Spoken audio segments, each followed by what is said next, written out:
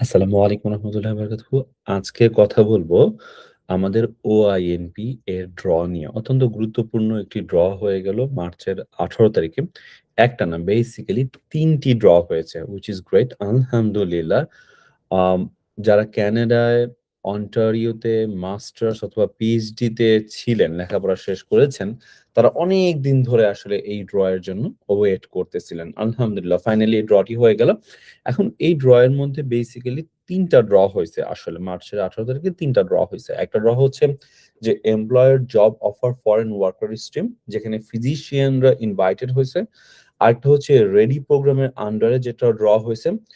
Basically ৩ টা specific অঞ্চলে ওই ড্রটা আসলে সীমাবদ্ধ।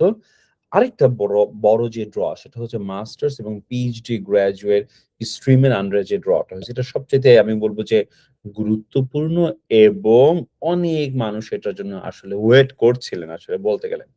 So masters and PhD graduate স্ট্রিমে কিন্তু আপনার অলমোস্ট মাস্টার্স এ কিন্তু অলমোস্ট 580 এর উপরে এক্সাক্ট নাম্বার হচ্ছে 582 ইনভাইটেশন গিয়েছে। আর পিএইচডি গ্র্যাজুয়েট কিন্তু পিএইচডি যে স্ট্রিমে যারা ছিলেন তাদের জন্য কিন্তু 525 ইনভাইটেশন গিয়েছে। Huge right? অনেক মানুষ আলহামদুলিল্লাহ ইনভাইটেশন পেয়েছেন। মজার একটা টুইস্ট আছে। টুইস্টটা হচ্ছে আগে আপনার মাস্টার্স এবং পিএইচডি গ্র্যাজুয়েট স্ট্রিমে কিন্তু জব অফার বা জব এক্সপেরিয়েন্স এর প্রয়োজন পড়তো না।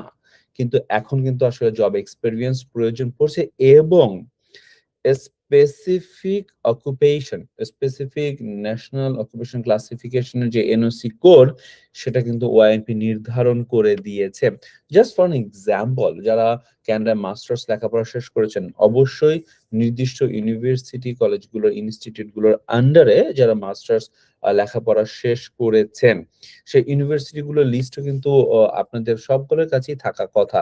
যেমন সেই ইউনিভার্সিটি গুলোর মধ্যে রয়েছে আপনার Algoma University, Brock University, Carleton University, Lakehead University, Laurentian University, McMaster, Nipissing University, Ontario College of Art and Design University, Queen's University, তারপর Royal Military College of Canada, তারপরে আমাদের হচ্ছে রায়ারসন, আগে যেটা আগে রায়ারসন ছিল এখন টরন্টো মেট্রোপলিটন হইছে, Trent University, University of Guelph ছিল, University of Ontario Institute of Technology যেটাকে আমরা অন্টারিও টেক বলি, ইউনিভার্সিটি অফ অটোয়া, তারপর ইউনিভার্সিটি অফ টরন্টো আমাদের টরন্টো ইউনিভার্সিটি, তারপরে হচ্ছে Waterloo, Windsor, Western University, Wilfrid Laurier University এবং ইয়র্ক ইউনিভার্সিটি।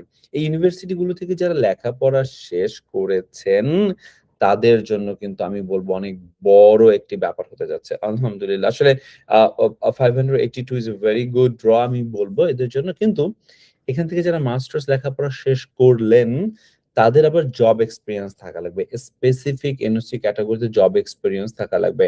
সেই জব এক্সপেরিয়েন্স গুলো হচ্ছে যেমন ধরেন লেজিসলেটর আছে, সিনিয়র ম্যানেজার্স রয়েছে। সিনিয়র ম্যানেজার স্পেসিফিক ক্ষেত্রে রয়েছে। Financial communication, other business services একটা সেক্টর। এভাবে করে অনেকগুলো কিন্তু আপনার এনওসি ক্যাটেগরি তারা নির্ধারণ করে দিয়েছে যে এই এনওসি ক্যাটেগরি গুলোর মধ্যে জব এক্সপেরিয়েন্স থাকলে এবং আপনার যদি কানাডায় এই ইনস্টিটিউট গুলোর থেকে যদি আপনার মাস্টার্স লেখাপড়া শেষ হয় তাহলে কিন্তু আপনি এই স্ট্রিমের আন্ডারে কিন্তু আসলে আপনি এলিজিবল হচ্ছেন এবং আপনি ইনভাইটেশন পাচ্ছেন। এখন জব এক্সপেরিয়েন্স কত মাসের বা কত বছরের সেই আপডেটটি এখনো দেওয়া হয়নি। বাট জব এক্সপেরিয়েন্স থাকা লাগবে। এটি একটি গুরুত্বপূর্ণ আপডেট ছিল কিন্তু অনেকগুলো অকুপেশন এটার মধ্যে চলে আসছে। আপনারা জাস্ট একটু গুগল করলেই পাবেন। মজার একটা ইনফরমেশন শেয়ার করি। সেটা হচ্ছে পিএইচডি যারা শেষ করেছেন কানাডায়, যারা পিএইচডি গ্র্যাজুয়েট স্ট্রিমের আন্ডারে যারা এলিজিবল হয়ে গেছেন আলহামদুলিল্লাহ বা যারা এলিজিবল হতে যাচ্ছেন, তাদের এনওসি কোড গুলোর মধ্যে তাদের মানে পয়েন্টস লাগতেছে 49 আর মাস্টার্স এর পয়েন্ট ছিল আপনার 30 পয়েন্ট ছিল। আর পিএইচডির জন্য একটা মজার কথা বলতে চাচ্ছিলাম। সেটা হচ্ছে পিএইচডি স্ট্রিমের মধ্যে এমন একটা এনওসি কোড আছে সেই কোডটা হচ্ছে আপনার গ্রাফিক ডিজাইনার এন্ড ইলাস্ট্রেটরস। আমি খুব অবাক হই যে যারা কানাডায় পিএইচডি শেষ করছেন তারা গ্রাফিক ডিজাইনার অথবা ইলাস্ট্রেটর হিসেবে কাজ করছেন। হ্যাঁ, অবশ্যই তারা কাজ করতে পারে না। হাই স্কেলে আসলে তারা কাজ করতেছেন। এন্ড আই বিলিভ যে তারা basically like most of the cases তারা আমেরিকা বেসড হয়ে যাচ্ছেন। But it's absolutely fine. যদি তারা এই সেক্টরে কাজ করে থাকেন আলহামদুলিল্লাহ তাহলে তো অবশ্যই ভালো। তারা এই সেক্টর থেকে কিন্তু আপনার ইনভাইটেশন পাচ্ছেন। আরো একটা কোড রয়েছে যে কুরিয়ার্স অ্যান্ড মেসেঞ্জার্স। খুবই গুরুত্বপূর্ণ একটা অকুপেশন কিন্তু কুরিয়ার্স এন্ড মেসেঞ্জার্স তারা আপনার এখানে পিএইচডি শেষ করার পরও কি আদৌ ওই প্রফেশনে আছেন কিনা, এটা একটা question mark. But knock code আছে, এটাই হলো বড় কথা এখন আলহামদুলিল্লাহ। আরেকটা জরুরি বিষয় বলবো যে আম আপনার পয়েন্টস কিভাবে আপনি বাড়াতে পারেন। গাইস, পয়েন্টস বাড়ানোর জন্য অবশ্যই আপনার IELTS A CLB 9 and above score থাকা উচিত।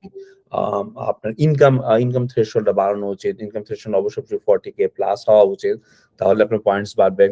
এবং আমি বলব একটা জরুরি জিনিস, সেটা হচ্ছে যে আ শুধুমাত্র ক্যানাডায় আসা না, আসতে পারলেই না। আপনাকে স্পেসিফিক ইউনিভার্সিটিটা ঠিক রাখতে হবে যে আপনি স্পেসিফিক ইউনিভার্সিটিতে এবং স্পেসিফিক রিজনে আসতেন। তাহলে কিন্তু দেখা যাবে যে আল্লাহর অশেষ রহমতে আপনি একটা ভালো জায়গায় পৌঁছে যাবেন। আদারওয়াইজ দেখা যাবে যে কানাডায় আসলেন, লেখাপড়া শেষ করলেন কিন্তু আসলে কাজের কাজ কিছুই হলো না। আরেকটা গুরুত্বপূর্ণ আমি কথা এখানে বলতে চাই, সেটা হচ্ছে যে এই যে মে মাসে যে OINP র যে বড় আপডেট আসতে যাচ্ছে, সেই আপডেটে কিন্তু আসলে এই যে মাস্টার্স স্ট্রিম বা পিজি স্ট্রিম এগুলো কিন্তু একীভূত হয়ে নতুন স্ট্রিম তারা চালু করতে যাচ্ছে। সেটা হচ্ছে আপনার মোস্ট প্রবাবলি ট্যালেন্ট স্ট্রিম, একটা হাই প্রায়োরিটি ট্যালেন্ট স্ট্রিম নামে একটি স্ট্রিম তারা ওপেন করে তারপর সেখানে আসলে এদেরকে ইন্টিগ্রেট করার ট্রাই করা হবে। সো বুদ্ধিমানের কাজ হবে আ অকুপেশন গুলো খেয়াল রাখা, কোন অকুপেশন গুলো আমাদের আসলে হাই ইন ডিমান্ড এ আছে, সেই অকুপেশন গুলোতে কানাডায় আসার পরে আপনার জব সার্চ করা খুবই জরুরি। বরঞ্চ আমি বলব যে বাংলাদেশ থেকেই রেডি হয়ে আসা। বিভিন্ন ধরনের সার্টিফিকেশন কোর্স থাকে, বিভিন্ন ধরনের মানে প্রিপারেটরি এক্সাম থাকে, সেজন্য প্রিপারেশন নিয়ে চলে আসা। যাতে করে এখানে আসার পরে আপনি যেন অবশ্যই ওই জবগুলোর দিকে যেন বেশি ধাবিত হতে পারেন। অত্যন্ত জরুরি একটি বিষয়, এখানে মিস করার কোনো কারণ নেই। কারণ যদি এটা করা সম্ভব হয়, তাহলে অবশ্যই এটা অনেক বেশি ভালো হতে যাচ্ছে আমি মনে করি। আরেকটা জিনিস যেটা আমি সবসময় বলি, সেটা হচ্ছে যে আম মাথায় রাখতে হবে যে ইংলিশ ল্যাঙ্গুয়েজ প্রফিসিয়েন্সি অবশ্যই ভালো দরকার।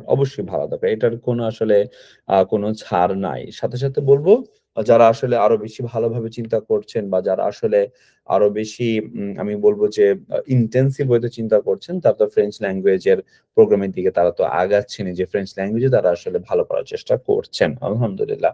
সো ওআইএনপির জন্য এটা খুব ভালো একটা মানে ড্র ছিল আমি বলব যে মে মাসের যে পুরোপুরি সম্পূর্ণ যে পরিবর্তন আসতে যাচ্ছে, সেই পরিবর্তন আসার আগেই ওআইএনপি কিন্তু একটা ভালো ড্র করলো।